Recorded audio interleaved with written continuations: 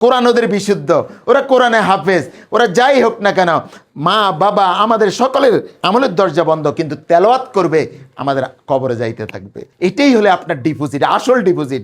ব্যাংকের কোটি টাকার ডিপোজিট, মৃত্যুর সাথে সাথে এটার মালিক আপনি না। আপনি 10 তলার বাড়িওয়ালা হন, আপনার অবস্থান কোথায়? নিঃশ্বাস বন্ধ হওয়ার সাথে সাথে এটার মালিকানা আপনার না। আপনার অবস্থান, আমার অবস্থান হলো গ্যারেজে। আমার এই বাড়িটাতে আমাকে এখানে কেউ নিয়ে আসবে না, আমার সোফার রুমে নিয়ে আসবে না। সবাই বলবে লাশটাকে তাড়াতাড়ি দাফন করো। এই দুনিয়াটা তো স্বার্থপর, প্রতিটা মানুষের স্বার্থপর।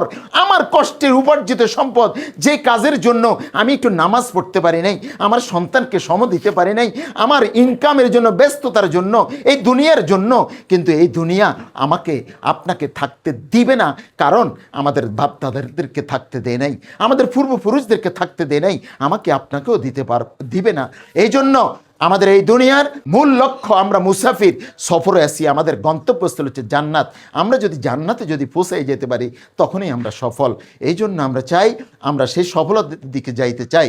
আমাদের এই কলেজের টুকরা সন্তানগুলোকে যদি আমরা এই সম্পদটাকে যদি যত্ন করে রেখে যেতে পারি, আমরা একটা মা বাবা যদি সিসি ক্যামেরার ভূমিকা থেকে মৃত্যু পর্যন্ত সংগ্রাম করে যেতে পারি, তাহলেই আমরা সফল।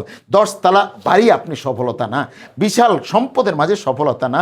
যদি ওয়ালাদে সলে নেককার সন্তান যদি রেখে যেতে পারি এবং কোরআন এবং সুন্নাহ অনুযায়ী যদি আমরা চলতে পারি, তারাকতু ফিকুম আমরাইন লান তাদিল্লু মা তামাসসাকতুম বিহিমা কিতাবাল্লাহ ওয়া সুন্নাতি রাসূল। রাসূল বলেছেন যে আমি তোমাদের নিকট দুটি জিনিস রেখে যাচ্ছি, একটি হচ্ছে কোরআন, একটি হচ্ছে সুন্নাহ। এই দুটোকে যদি তোমরা আঁকড়ে ধরো, লান তাদিল্লু, তোমরা কখনো গোমরা হবে না, পথভ্রষ্ট হবে না।